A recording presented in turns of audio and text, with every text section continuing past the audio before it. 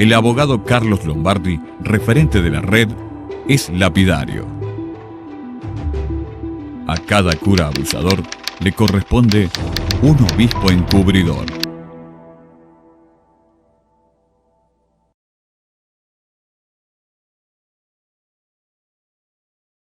Marzo de 2013, Ciudad del Vaticano. El cónclave del Colegio Cardenalicio elige al sucesor del Papa Benedicto XVI. La red de sobrevivientes de abuso eclesiástico pide que 12 cardenales sean excluidos de la lista de papables por amparar sacerdotes abusadores. El grupo queda marcado: la docena sucia. La elección es reñida. En la quinta votación es consagrado papa el jesuita argentino Jorge Mario Bergoglio, Francisco I. Poco después de asumir, durante una visita a la Basílica de Santa María la Mayor de Roma, Francisco ordenó expulsar al cardenal estadounidense Bernard Francis Law por el presunto encubrimiento de más de 5.000 casos de pedofilia. En febrero de 2019, Francisco organizó una cumbre de cardenales y obispos en el Vaticano para analizar el fenómeno de los abusos eclesiásticos y los perjuicios institucionales y políticos que provoca a la Iglesia Católica. Ningún abuso debe ser jamás encubierto ni infravalorado como ha sido costumbre en el pasado, porque el encubrimiento de los abusos favorece que se extienda el mal y añade un nivel adicional de escándalo, dijo el Papa. Al mando del obispo Luis Urban, la Iglesia catamarqueña sostiene una política de protección a sus sacerdotes acusados de abuso. Renato Rasguido. Juan de Dios Gutiérrez.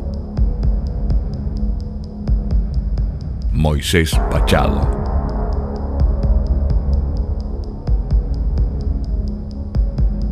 En diciembre de 2019, luego de que el Papa Francisco derogó el decreto pontificio para los casos de violencia sexual eclesiástica, Urban anuncia la creación de una comisión de abuso sexual en la Iglesia catamarqueña. Discípulos de la docena sucia. Hay indicios de que se trata de un nuevo engranaje en la maquinaria de la impunidad.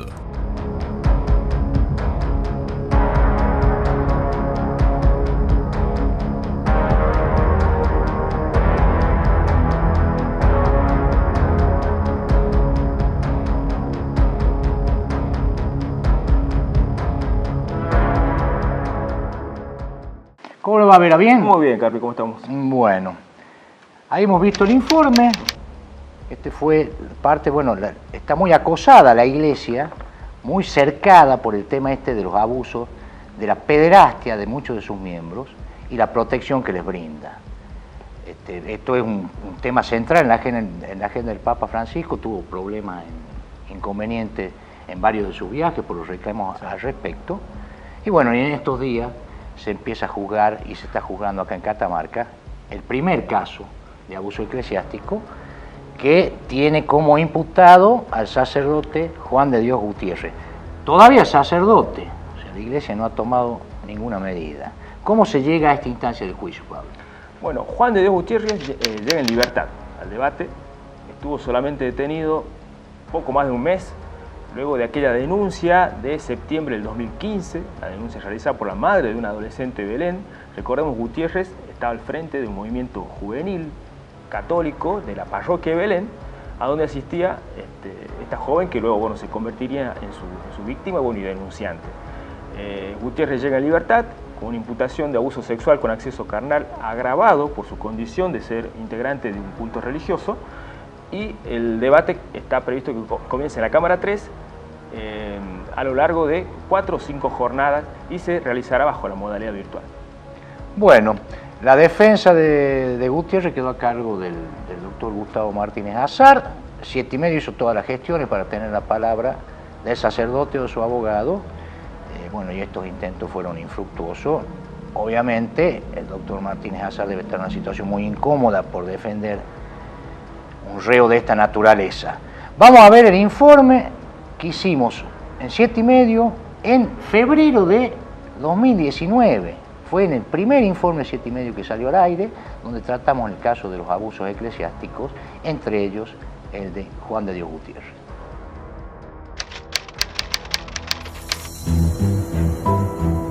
En octubre de 2015 se reveló otra historia de abuso eclesiástico. Una adolescente de Belén de 16 años empezó a manifestar síntomas graves de una profunda angustia. La madre revisó el Facebook de la niña y descubrió un intercambio de más de 10.000 mensajes amorosos y eróticos entre su hija y el sacerdote Juan de Dios Gutiérrez. Los mensajes no solo exponían la relación sexual, también daban cuenta de la manipulación y presión que Gutiérrez ejercía sobre su víctima.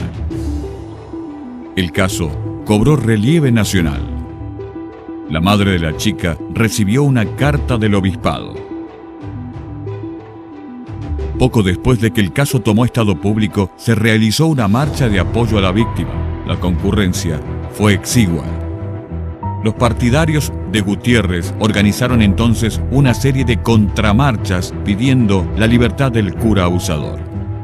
Fueron mucho más numerosas, se hacen a la salida de misa y terminan en el patio de la iglesia Belicha. Tras 35 días de arresto, Gutiérrez es liberado. Una multitud lo recibió al salir de la comisaría. La iglesia no se apartó de la línea de protección.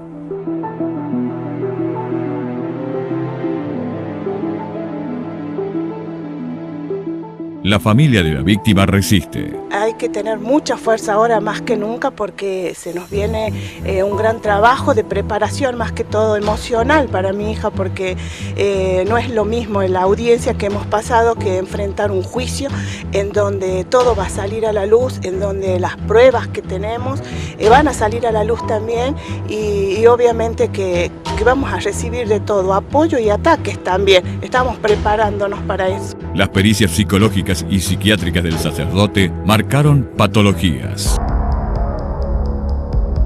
Acorralada por estos casos, la iglesia, bueno, luego se suma otro sacerdote, ¿no? Gutiérrez, digamos, es uno de los 3 sacerdotes que está sospechado o bajo proceso por el tema de los abusos eclesiásticos. Hay otros 2, ¿no? Exactamente, hay otros 2. Renato Ragido, el párroco de Andalgalá, en el año 2014 fue denunciado, antes de Gutiérrez, tiene acusaciones más graves, más hechos, y todavía está en la etapa de no se ha elevado la causa a juicio. Han sido 3 los intentos de la Fiscalía por elevar esta causa a juicio, pero en todas las ocasiones se tuvo que hacer marcha atrás por nulidades dictadas por la Cámara de Apelación. Y esta es la primera denuncia que se hace, ¿no? Es el primer caso, digamos. Exactamente. No el primer abuso en el tiempo, sino la primera que llega a la justicia. Exactamente. El primer hecho, cronológicamente, los primeros hechos son los que tienen como imputado a Moisés Pachado, que curiosamente, bueno, es la denuncia más reciente que fue realizada a fines del 2018. Esa causa está todavía recién en su etapa inicial, con Pachado imputado por 2 hechos de abuso sexual, y el episodio más reciente fue el de noviembre del año pasado, cuando la Cámara de Apelaciones rechazó un nuevo pedido de prescripción de la defensa de Moisés Pachado, que es ejercida por el abogado Roberto Mazuco. Se fue dando como una dinámica, ¿no? A partir de la denuncia de Ragido, es como si las víctimas se hubieran empezado a tomar coraje, se va creando como un clima social que abre una fisura en la protección que había en torno a los sacerdotes abusadores, y se fueron sucediendo estas denuncias. Pachado es el último denunciado, y la iglesia crea un instituto, ¿no?, para atender estos casos. ¿Cuál es? Exactamente, la Comisión de Abusos Sexuales del Obispado, anunciada en diciembre, propuesta en funcionamiento en enero del 2020, lo cual, bueno, tuvo cierta aceptación y también crítica por el lado de la ONG Latidos Sin Pausa, que está a cargo de los trabajos de contención con víctimas de abuso sexual eclesiástico, y también de la propia red de sobrevivientes de abusos sexuales eclesiásticos, quienes, bueno, le tomaron con aceptación el hecho de la creación de esta comisión, pero criticaron que no haya sido más amplio, que no intervengan otros actores y que solamente sean miembros de la iglesia los que estén al frente de esta comisión. Se sospechaba que era más bien una maniobra de la corporación eclesiástica para pisar los casos, para recluirlo, para circunscribirlo al ámbito del clero. Lo notorio es que ninguno de estos sacerdotes ha sufrido sanción alguna por parte de la iglesia, como ha ocurrido en otras jurisdicciones, en otras provincias, sí perdieron, por ejemplo, el estado clerical. Bueno, en este caso esto no ocurrió, y las sospechas de que se trataba de una maniobra de distracción o de encubrimiento se confirmaron en el caso específico de Moisés Pachado. 7+medio también abordó ese tema. Nosotros, cuando tomamos conocimiento públicamente de la creación de esa comisión de investigación interna de uso eclesiástico en la diócesis de Catamarca, y frente ya a la desconfianza inmediata que generó eso en los familiares de víctimas, en las asociaciones feministas y de derechos humanos, nosotros con el colega Jerez también nos invadió la desconfianza. Y nosotros con mucha razón, porque el expediente Pachado, esa comisión jamás pidió un informe, ni las pruebas que hay contra Pachado, ¿no? Entonces hay un expediente de investigación abierto, supuestamente abierto, dentro de la iglesia, para comprobar o descartar de una posible pedofilia de un cura. Entonces, como mínimo, tendría que haberse acercado al expediente penal y ver qué pruebas hay. Mínimo, yo haría eso, no sé. Che, si tengo un amigo que está acusado de pedofilia o un dependiente está acusado de pedofilia, bueno, me voy a ver si realmente se produjeron pruebas y esas pruebas tienen una contundencia tal como para encauzar también una investigación interna. Claro. En este caso no. No ocurrió. ¿Cómo que no? ¿Cómo saben ustedes que no? Porque nosotros hicimos una presentación por escrito. Claro, después de que solicitando el informe, solicitando también pertenecer al cuerpo de ese expediente y tomar parte en la comisión, no en la comisión, sino en el caso específico. Claro, en el caso específico, y aportar material probatorio, y además llevamos piezas fotocopiadas del expediente penal. Claro, nosotros le llevamos la imputación penal de Pachado en la justicia, se la llevamos a la comisión esa. En forma de una de colaboración. Estamos hablando de qué fecha. En enero. Mediados de enero. A los 20 días que se crea la comisión, hacemos la presentación. Fue un escrito más o menos de 6 o 7 fojas, la que hicimos, más las copias, que deben haber sido otras 6 o 7. ¿Cuál fue la respuesta de la comisión? Bueno, ahí nosotros tenemos la respuesta. La presentamos, nos recibió el obispo, ¿no? Nosotros cuando presentamos la nota, nos recibió el obispo Urbán junto con el sacerdote del Pino, que era el presidente de la comisión. Tuvimos una charla ahí, le manifestamos todas estas preocupaciones y le dejamos por escrito ese pedido. Bueno, ¿cuál fue la respuesta? Un telegrama. Son notables, ¿no?, las similitudes. Bueno, son todos sacerdotes, hay un amparo de la iglesia, hay ultrajes sexuales sobre menores, ¿no? Todas estas similitudes son muy notorias. Y hay un elemento común que marca la desprotección de las víctimas, no solo en el plano judicial, y no solo por parte, el abandono por parte de la corporación eclesiástica, ¿no? Sí, el abandono por parte de la corporación eclesiástica y también cierta, digamos, indiferencia social, lo cual ha sido muy notorio en el caso de Juan de Dios Gutiérrez, que en forma paralela a los pedidos de justicia realizados por la madre de la víctima, de los cuales participaban una cantidad ínfima de habitantes de Belén, se contrastaba con las manifestaciones de más de 200 personas que se realizaban por la ciudad de Belén en apoyo a Juan de Dios Gutiérrez, y estas marchas finalizaban justamente en la explanada de la parroquia de Belén. Otro dato también para recordar es el momento de la excarcelación de Juan de Dios Gutiérrez. Se fue recibida bajo una ovación, una gran cantidad de gente que lo esperó a la salida de la fiscalía, el momento que él firmaba su excarcelación, luego de que le fijaron una caución. Otro factor en común que une a los tres casos de Gutiérrez, Ragido y de Pachado es la postura, la decisión, el después que tuvieron que atravesar las víctimas. Es decir, el abandono, el destierro, en el caso de la víctima de Moisés Pachado, de su adolescencia, tuvo que marcharse de Hualfín, de donde ella era oriunda, radicarse en otra provincia. Recién, con el correr de los años y tras haber hecho la denuncia y la imputación de Pachado, regresó a su pueblo. En el caso de Ragido, la madre del joven, previamente tuvieron que cerrar el lugar de trabajo en el que tenía la familia, y la madre tuvo que abandonar el pueblo.